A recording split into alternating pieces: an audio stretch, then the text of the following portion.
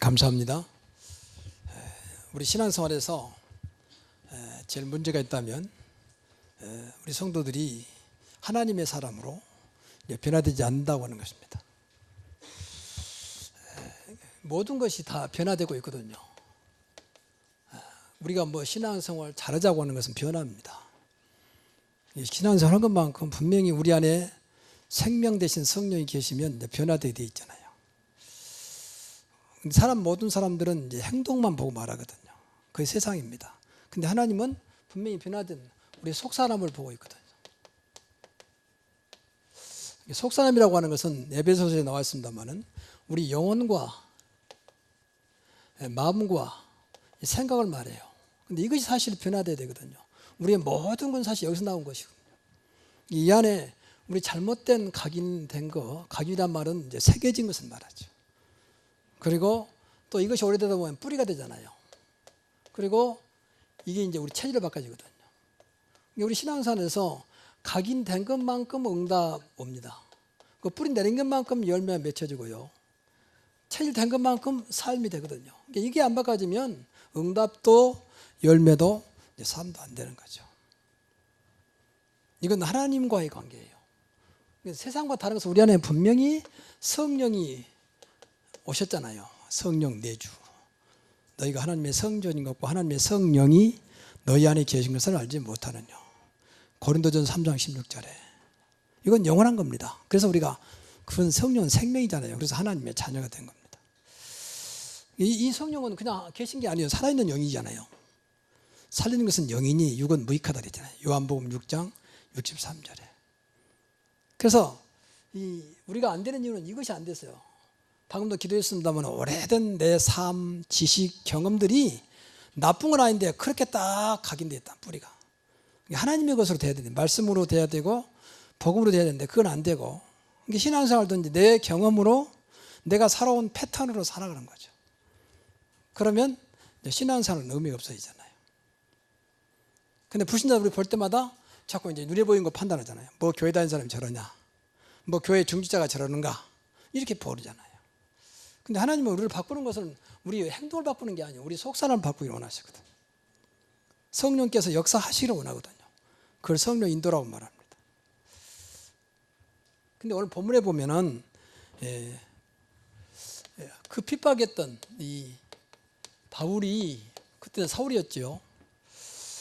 전도자로 이제 각인이 바뀌었어요. 그 속에 있던 사울이라는 사람의 이 속 사람이 바꿔진 겁니다.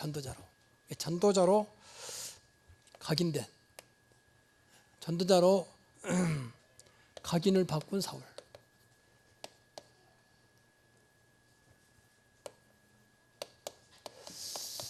오늘 말씀의 제목입니다.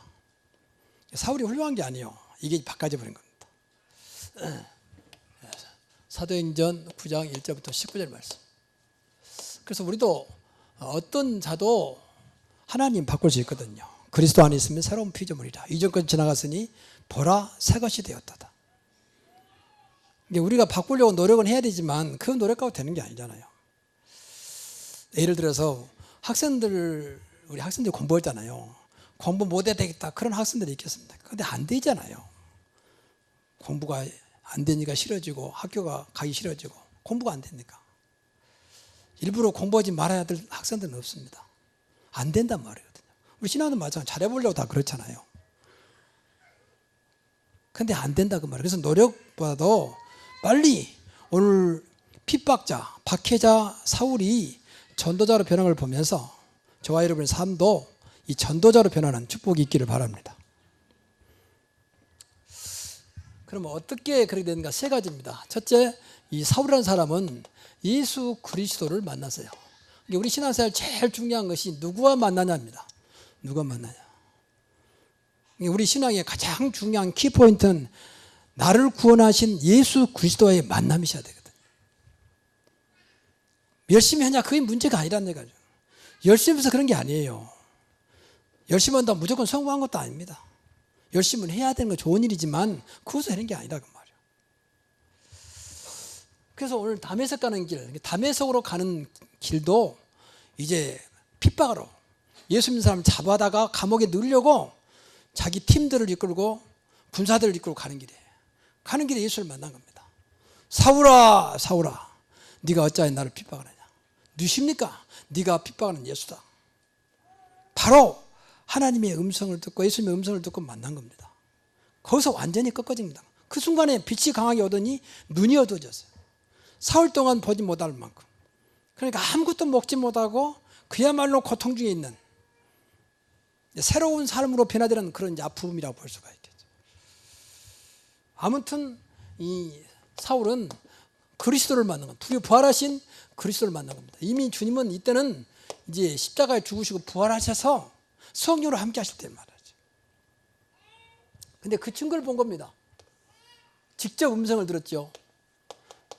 그리고 증거를 보았죠. 갑자기 빛이 오더니 눈이 어두워져 버리고 사흘 동안 아무것도 보지 못한 가운데 아나니아가 나중에 안수하니까 그때 눈을 뜨잖아요. 여러분 이 시간도 주님의 음성을 듣기 바랍니다. 우리가 구원받았다면 늘 들려봐야 돼요. 무슨 환청을 말하는 게 아닙니다. 무엇인가 메시지가 내 가슴에 와닿아야 돼요. 하나님이 이렇게 말씀하시는구나.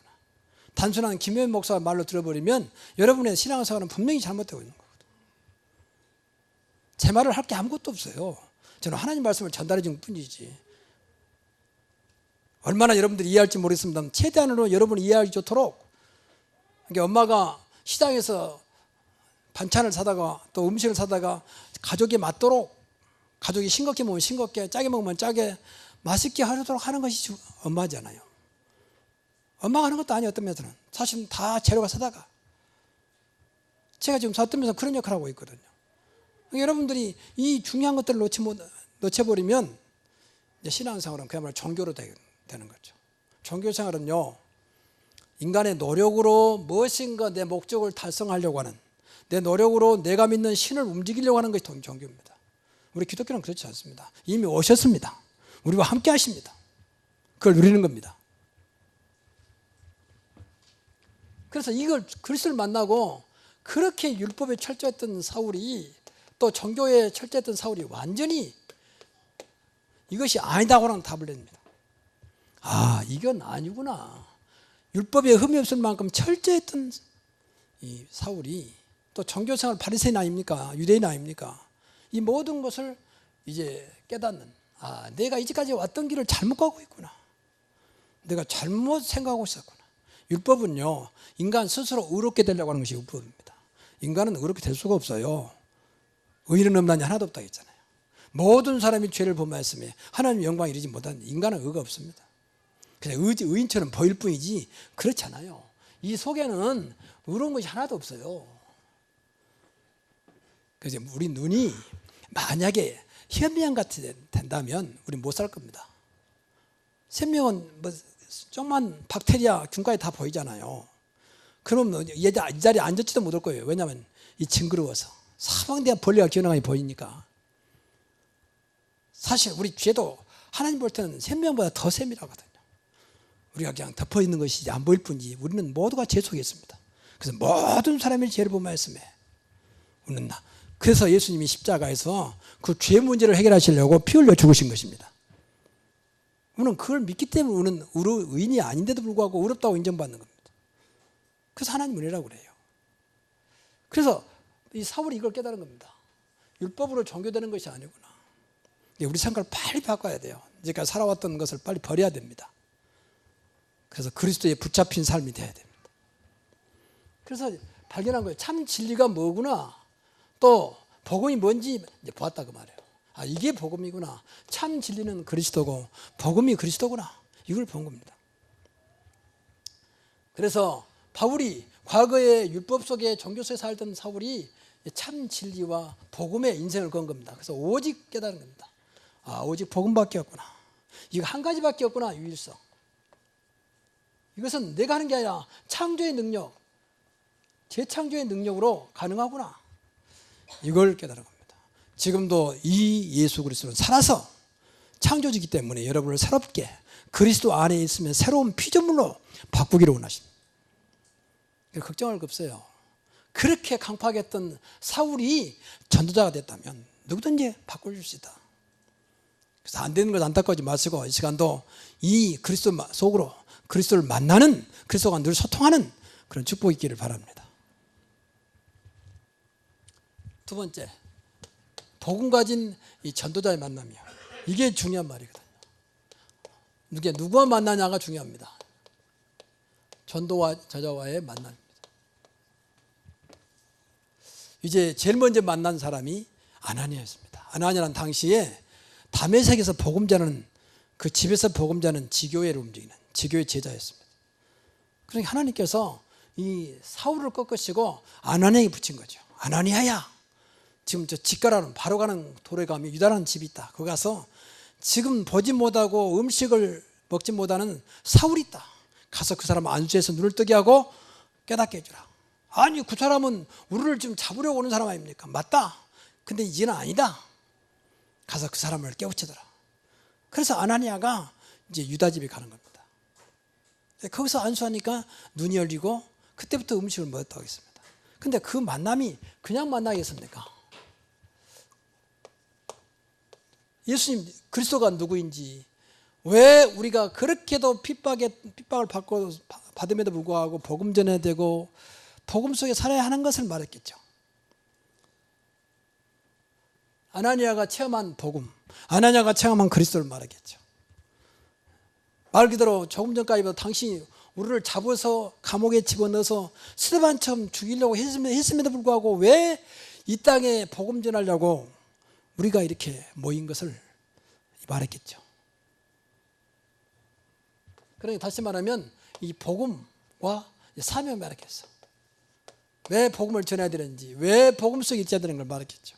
뿐만 아니라 아나니아와 같이 있던 제자들까지도, 제자들을 만나고 더 나가서 12 사도들까지, 예수님의 사도들까지도 만나서 이걸 들었겠죠. 아, 그래서 그랬구나. 그래서 그렇게 생명 걸고 복음 전하고 복음 속에 있었구나. 거기서 완전히 새로운 삶이 시작된 겁니다. 누구를 만나냐 중요해요. 복음 가진 전도자.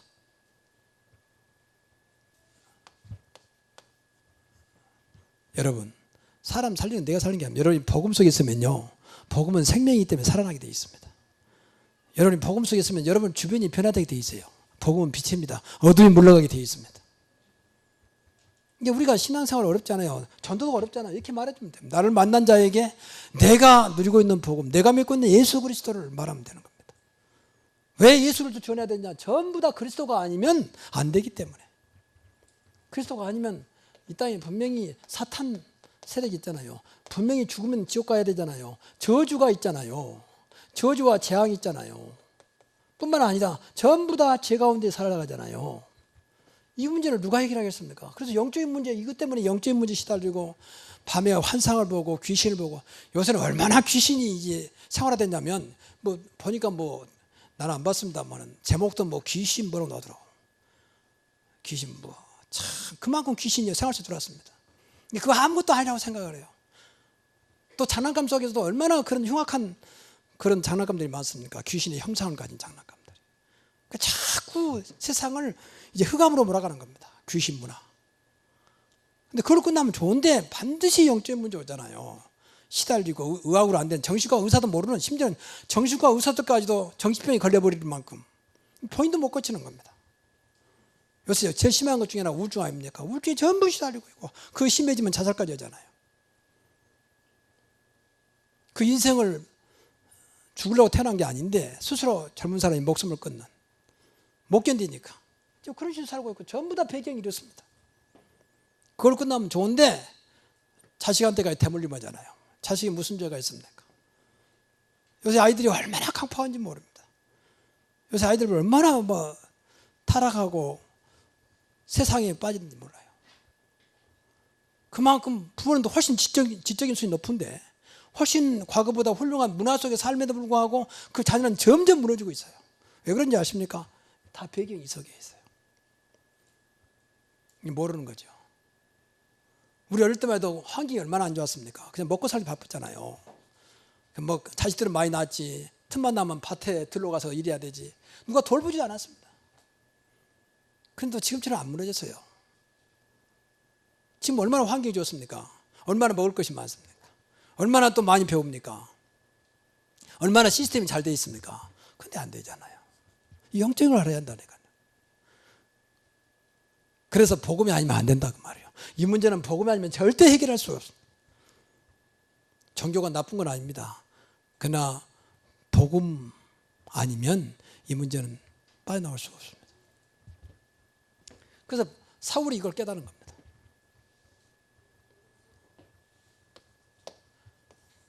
그다음 세 번째로는 이제 비로소 그래서 하나님이 나를 향하신 계획이 있었구나. 그래서 나를 부르셨구나. 그래서 나보다 그 일을 하도록 사명을 주었구나. 이걸 좀 어려운 말로 말하면 이 천명이라고 그러고 소명이라고 그래요. 이걸 깨달은 겁니다. 이때다 비로소 이제 아나니아가 분명히 9장 15절에 보니까 이 사람은 그냥 핍박당하죠. 장차 임금들과 이스라엘과 또 이방인을 살릴 내 택한 그릇이다. 그러니까 이 사울이 이때부터는 이제 전도자로 바꿔지는 겁니다. 그래서 내가 그렇게 못된 일이 했음에도 불구하고 하나님 나를 버리지 아니하고 이런 계획까지 나를 불렀구나. 한 거지요. 그래서 이때부터 이제 인생의 이유가 바꿔졌습니다. 무엇 때문에 내 인생을 주었고 무엇 때문에 살아야 되는 이유가 바꿔졌어요. 과거에는 자기를 위해 살았습니다. 과거에는 종교성에서 율법을 위해 살았습니다. 이제는 오직 그리스도를 위해 살겠다고 생각이 바꿔진 겁니다. 오직 그리스도를 위하여 모든 것을 배설물로 오직 그리스도를 위해서 살겠다고 생각을 바꾼 겁니다. 이게 진짜 인생입니다. 여러분, 우리가 정말 예수 믿고 예수 때문에 구원받고 하나님 자녀 됐다면 여러분의 삶이 정말 그리스도를 위한 삶이 되시기 바랍니다. 그게 내가 살고 가문 살리고 모두를 살리는 거예요. 이 속에서 완전히 벗어나게 된 거예요. 이걸 끝난 게 아니에요. 너는 복의 근원이 될 줄 알았잖아요. 바요나 시므라 네가 복이 있구나. 내가 너에게 천국의 열쇠를 주겠다. 은비의 권세가 이기지 못하리라 그랬어요. 이게 다 그리스도 이름입니다.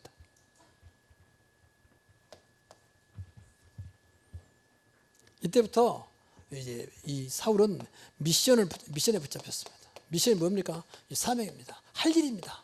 내가 무엇을 해야 할 것이 아니다. 과거에는 율법을 위해서 종교를 위해 살았습니다. 과거에는 바리새인을 위해 살았습니다. 나를 위해 살았습니다. 이제는 오직 사명 때문에 나의 달려갈 길과 주 예수께서 부르신 나의 사명. 그것 때문에 내 생명 드리겠다고 말합니다. 그리고 내가 무슨 일을 뜨더라도 오직 사는 것도 그리스도고 죽는 것도 그리스도고 오직 주님을 위해서. 그래서 오직 이 사람은 전도를 위해서, 선교를 위해서, 세계 복음화를 위해서 살 것을 깨닫게 된 거죠. 이것 때문에 나를 부르셨구나. 이것 때문에 내가 그렇게도 강팍했는 나를 하나님은 깨닫게 해서 하나님의 사도로 제자로 불렀구나. 알았다 그 말입니다. 그리고 이때부터 이제 삶의 방법이 바뀌어집니다. 이게 이제 중요한 말이에요. 삶의 방법이 과거에는 율법으로 살았습니다. 내 열심으로 살았습니다. 내 노력으로 살았습니다. 근데 삶의 방법이 바뀌었어요. 내가 하는 게 아니라 내 안에 성령께서 역사하고 계시는구나. 이분이 역사하면 되는구나. 성령 인도받으면 되는구나. 성령 충만하면 되는구나. 맞습니까? 빨리 우리 방법을 바꿔야 돼요. 내 열심이 아닙니다. 열심히 할 것도 없어요. 성령 인도받으면 됩니다. 오직 성령 인도 임하십니다. 이 권능받고 예루살렘 온 유대 사마리아와 땅까지 내 증인되리라. 사도 바울은 이때부터 자기 것 다 내려놨어요. 배설물로 오직 성령 충만받기 위해서 금식하면서 성령 인도받아서 세계 복음화에 가장 선두자로 앞장선 것입니다. 사도행전 13장에 보니까 성령 인도받으려고 금식했습니다. 우리 목적을 이루려고 금식하잖아요. 근데 이 바울은 오직 성령 인도받기 위해서 금식했어요. 한 번도 안 가본 길을 가잖아요. 그게 세계 복음화 1차, 2차, 3차 전도행입니다. 지금처럼 안내가 있습니까? 무슨 인포메이션 정보가 있습니까? 아무것도 없는데 오직 성령 하나 붙잡고 성령 인도받아서 당시에 세계 복음화를 할 만큼 많은 지역에 하나님의 나라를 선포하고 복음을 전한 것입니다. 딱 하나요, 성령 인도. 그러면 어느 지역 가서 교회를 세우잖아요. 예를 들어서 빌보 지역에 또 에베소 지역에 고린도 지역에 세우면 계속하고 오랫동안 있을 수 없잖아요. 그럼 세워놓고 나오는 겁니다. 제자를 세워놓고. 그러면서 오직 자기가 체험했던 복음이 뭐며 왜 우리가 전도해야 되며 우리가 삶의 방법이 뭐냐? 오직 성령 인도받으면 된다. 그럼 성령 인도받기 위해서 어떻게 해야 되냐? 기도하면 되는 것이다. 이걸 가르쳤던 것입니다. 그런데 놀랍게도요, 지금처럼 뭐 교회가 저주화되지 않았습니다. 지금처럼 뭐 훌륭한 목회자 있는 것도 아닙니다. 그런데도 교회가 계속 그 핍박 속에서 계속 성장했잖아요. 그게 에베소, 빌립보, 골로새다. 그런 교회들. 내가 믿는 하나님, 내가 믿는 그리스도, 내가 믿는 성령 인도를 가르쳤어요. 그렇게 받으면 된다. 여러분, 가장 큰 우리의 스승은 성령입니다. 분명히 성령께서 요한복음 14장에 보니까 깨닫게 하시고 가르친다 그랬습니다. 세상이 가르치지 않는 길을 우리는 성령 인도받아 가는 것입니다. 이게 신앙생활이에요. 사실은 우리가 한 번도 안 가본 길을 가잖아요. 그 인생입니다. 내일도 똑같은 날, 그건 우리 착각이지. 똑같은 날이라고 착각하는 것뿐이죠. 사실은 그렇지 않습니다. 전혀 다른 날입니다. 그러니까 내일 무슨 사고 날지 아무도 모르잖아요. 이번에도 보니까 뭐 휴가철에 얼마나 많은 사고 나옵니까? 누가 사고 나려고 갔겠습니까? 근데 모르고 가는 거지. 똑같다고 생각하니까 잘 가겠지. 근데 사고 나다. 그러고 죽기도 하고. 그게 인생입니다. 그래서 저와 여러분이 설령 저와 여러분이 사명을 모른다 할지라도 성령 인도받기를 바랍니다. 이게 신앙생활입니다. 그 성령이 우리 안에 계신다니까. 이게 창조의 영이요, 그리스도의 영이요, 하나님의 영이잖아요. 이분이 있을 만한 존재가 아닙니다. 우리 인생의 모든 문제를 해결할 수 있는 능력의 영입니다. 그러니까 바울은 이걸 깨달은 겁니다. 그러니까 완전히 이제 전도자가 된 거죠. 전도자는 어렵잖아요. 저와 여러분이 정말 그리스도를 만나고 정말 복음 가진 자를 만나서 복음을 깊이 체험하고 딱 한 가지 마지막에 이제 하나님께 왜 나를 불렀으며 내가 할 일이 뭔가를 깨달으면 돼요. 천명, 소명, 사명. 천명이란 말 말도 하나님 명령이요, 하나님의 계획입니다. 그래서 나를 불렀구나. 이거 하도록 사명. 부른다 그 말은 소명입니다. 참새까지도 간섭하신 하나님이 들풀까지 입히시는 하나님이 어찌 우리 하나님 자녀를 그냥 적당히 살아라 놔두겠습니까? 반드시 우리는 모르지만 천명과 소명과 사명이 있습니다. 이걸 깨달아야 돼요. 하나님께서 하시겠다는데 우리는 그 소리 들어가는 겁니다. 우리 하는 것도 없어요. 우리 인생도 없어요. 어떤 면에서는 하나님의 계획 가운데 인도받으면 되는 것입니다. 그래서 말씀 따라가는 겁니다. 그래서 말씀 드려야 된다 그 말이에요.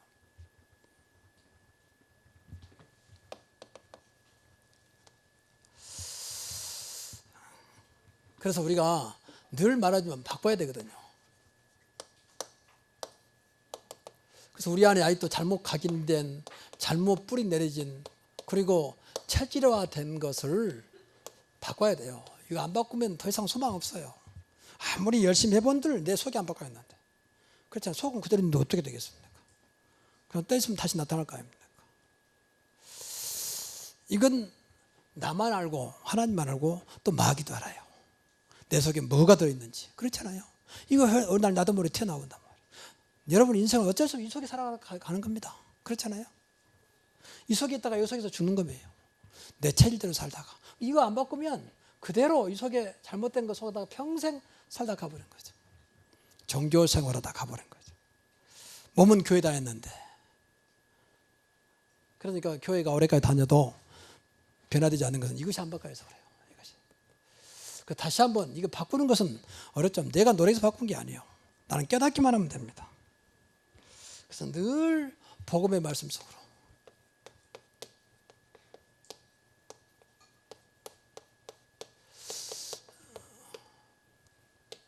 복음의 말씀도 들어가면 돼요. 그냥 말씀이 아니요, 복음의 말씀 속으로. 하나님은 말씀 66권 1189장을 복음으로 주셨습니다. 율법으로 주신 게 아니에요. 종교생활하도록 주신 게 아니에요. 어떤 신비주의나 인본주의라고 준 게 아닙니다. 복음으로 주셨어요. 이게 복음의 말씀 속으로. 그래서 여러분이요, 매주마다 나오잖아요. 그러면 주보에 나오잖아요. 대충 요약이. 그러면 이것 갖다가 이 중에 나온 말씀 한두 개만 가지고 한 주간에 한번 외우도록 한번 해보세요. 외우기만 해도 돼요. 나중에 잊어버릴지라도 일단 한번 외워보세요. 그러면 말씀은 살아있는 말씀이기 때문에 나중에 잊어버리더라도 때가 되면 그 말씀이 생각나게 하고 그 말씀이 나를 지켜줄 겁니다. 근데 무엇인가 나가 이 속으로 가서 이걸 바꾸도록 해야 돼요. 그래서 여기에 좀 집중할 수 있는 시간을 가져야 돼요. 그보다 묵상이라고 그렇게 말해요. 그냥 한 주간 끝나면 하나님 안녕 가버리지 말고 정말 이거 붙잡고 이 말씀이 외우란 말이 아니고 내 삶 속에서 무엇인가 응답되도록. 말씀이 아니면 절대 응답이 오지 않습니다. 말씀만이 약속이잖아요. 말씀 무시해버리고 무조건 기도한다 그랬던 게 아니에요. 그러니까 오래가지 못하고 그 잠깐 하나님 자녀이기 때문에 주시하지. 근데 그 지속하지 않습니다. 왜냐하면 하나님께 말씀이 아니기 때문에. 기도 많이 하시는 분 특징이 좀 잘못된 것 중에 하나가 말씀을 무시해버려요. 무조건 자기 기도예요. 자기 체험. 그러니까 그렇게 많은 체험을 하면서도 결국 무너져버린단 말이에요. 문제가 버리면 무너져버려. 왜? 말씀이 바탕이 안 되니까. 특히 신비주의자들은 더 말할 것도 없어서 말씀 안 믿습니다. 자기 신비가 최고예요. 최고한 것이. 그러니까 그 많은 체험을 하고도 결정적인 순간에 무너져버린다. 복음의 말씀 속으로.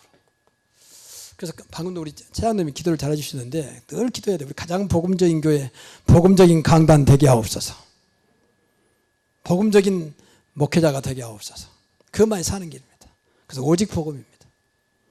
복음 아니면 전부 다 비진리입니다. 그리고 불신앙입니다. 제가 그걸 깨달았어요. 저는 사실 모태신앙인데 어릴 때부터 복음 모르고 자랐어요. 지금 내가 체험한 복음이에요. 그러니까 맨 육신적으로 하려고 열심히 하고 밤차려하고 맨 금식하면서 기도하고 그것만이 다라고 생각했어요. 늘 하나님 앞에 회개하고 늘 깨달아지니까 목사인데 말이야. 그러니까 늘 하나님 앞에 회개하는 것이. 그런 노래도 맨 큰 찬송도 전부 다 그런 찬송이야. 천부에 여기 손 들고 옵니다. 이런 식으로. 그럼 하나님이 우리 아버지인데 얼마나 답답하겠습니까? 다 알고 있는데. 네가 뭘 그렇게 그러니까 내가 필요하지 않느냐. 그래서 내가 십자가에 죽었지 않느냐. 그거 믿으면 된다. 아, 내가 알고 있다. 근데 복음 알면서 그렇게 표현할 수가 없어요. 설령 내가 실수는 하더라도 실수가 옳단 말은 아닙니다. 상관없이 다시 예수 이름 붙잡고 올라오면 됩니다. 이게 복음이에요. 이게 복음의 할수들 들어가야 딴 거 없습니다. 누가 잘하고 싶지 않은 사람 누가 있겠습니까? 안 되는 거 빨리 내려놓고 오직 복음의 말씀 속으로 들어가라. 두 번째는 이제 기도하면 됩니다. 기도의 능력으로. 왜 바울이 기도를 쉬지 말고 기도라고 했을까요? 기도의 능력을 봤다 그 말이에요. 아, 기도 쉬면 안 되겠구나. 그래서 쉬지 말고 기도하라고 그렇게 말한 겁니다. 이 바울이 하는 소리요. 그리고 항상 성령 안에서 무시로 기도하고 바울이 하는 소리입니다. 계속 기도를 해야만 되는 이유를 알았다 그 말이에요. 여러분, 사탄은요 24시간 활동하고 있습니다. 그건 잠단자하고 휴가도 없어요. 24시간 활동하고 있습니다. 기도라는 것은 하나님과 소통하는 겁니다. 하나님의 능력을 나의 능력으로 확인하는 겁니다. 말씀 붙잡고 말씀이 나에게 성취대로 하는 겁니다. 그러니까 기도할 때마다 분명히 성경에 보면 성령이 역사합니다. 기도할 때마다 이 사탄의 세력이 결박됩니다. 예수 이름으로 기도하기 때문에. 맞습니까? 기도할 때 보이지 않는 가운데 보좌에 있는 천사들이 와서 돕습니다. 그렇잖아요. 기도할 때는 분명히 응답의 문을 여십니다. 얼마나 놀라운 일입니까? 그러니까 기도할 수밖에 없잖아요. 우리가 연약하기 때문에. 목사님 저는 기도해도 잘 됩니다. 그런 사람 안 해도 됩니다. 근데 그런 사람 하나도 없을 텐데요. 우리에게 얼마나 큰 축복입니까? 무엇이든지 내 이름으로 기도하면 내가 시행하리라. 아무것도 염려하지 말고 모든 것을 기도와 간구로. 얼마나 놀라운 약속을 했습니까? 너는 내게 부르짖으라 내가 응답하겠고 네가 알지 못하는 크고 비밀한 일을 보이겠다. 얼마나 많은 말씀으로 기도를 말하고 있습니까? 응답해 주겠다는데 아무 조건 없이. 어떤 사람도 그런 사람도 있어요. 목사님 제가 하나님 앞에 한 것도 없는데 기도하면 염치가 없어가지고 괜찮아 염치 없어도 하나님 알아요. 그런 염치는 없어도 돼요. 기도하면 돼요 그냥. 하나님 다 알고 계십니다. 또 우리가 잘해본 대로 하나님 뭘 잘하겠습니까? 저와 여러분의 능력이 하나님은 필요하잖아요. 하나님 이렇게 모자란 분이 아닙니다. 저와 여러분의 도움이 필요치 않아요. 근데 우리 자신을 위해 살아가는 는 것이지. 그렇잖아요. 뭐 하나님 앞에 뭐 할 게 뭐 있습니까 우리가. 어차피 죄인이고 결국은 다 천국 갈 사람들인데. 그리고 또 이것도 우리가 하는 게 아니에요. 하나님의 참된 은혜로.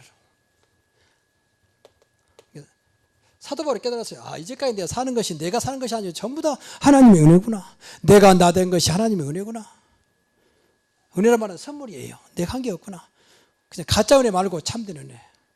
왜 참된 은혜냐? 우리는 가짜 은혜 가지고 은혜라고 많이 말을 합니다. 야, 오늘 찬양 내가 너무 잘한다. 그건 은혜도 되지만 사실은 진짜 은혜가 아니에요. 요한복음 1장 17절에 보니까 율법은 모세로 말미암고 은혜와 진리는 예수 그리스도로 말미암느니라 그랬어요. 그리스도를 체험한 것이 은혜예요. 아, 그리스도가 아니면 나는 완전히 죄인이요. 허물과 죄로 죽을 수밖에 없나요. 엉망제약 속에 살다가 결국 지옥 간다요. 근데 아무 한거 없이 공로 없이 나를 구원하셨구나. 그 은혜요. 그 은혜에 찬송하는 게 찬양됩니다. 우리 신앙생활 맞아 은혜에 감사해서 하는 거 아니겠습니까? 사도 바울이 깨달은 겁니다. 참되는 은혜. 이 속에 들어가면요 계속 하나님께서 은혜를 베풀어 주세요. 그래서 여러분 걱정 마시고 계속 은혜 속에 들어가세요. 하나님 내가 오늘도 은혜 받기를 원합니다. 하나님 여기까지 왔는데 하나님 내가 은혜 속에 들어가기를 원합니다. 하나님 진짜 기도하기를 원합니다. 하나님 내가 복음의 말씀 속에 들어가기를 원합니다. 그래서 빨리 이걸 바꿔야 돼요. 이거 없애는 게 아니고 없어지지 않겠죠. 바꿔야 한다고 말해요. 복음으로 말씀으로 기도의 사람으로 전도자로 하나님의 은혜의 사람으로 그러면 됩니다. 그럼 가만히 있어도 아니 할 말로 가만히 있어도 역사하세요. 성령이 하시고 가만히 있어도 어떤 면에서는 아무것도 안 해도 됩니까? 뭐 이것도 인도 안 받으면 해갖고 뭐 얻을 거면 남 피해만 주지. 요새 말도 민폐만 끼치지 뭐 하겠습니까? 사실은. 근데 이 속에 있으면요 우리가 별로 한 것도 없는데 하나님은 우리의 생각과 우리 계획을 뛰어넘기 때문에 내가 알지 못하는 재창조의 능력으로 역사하실 것입니다. 이게 내가 살고 남 살리는 거예요. 다른 거 없습니다. 오늘 또 이러한 축복이 여러분에게 새롭게 시작되기를 주의 이름으로 축원합니다. 찬송 501장 찬양하면서 준비하신 예물을 하나님께 드리겠습니다.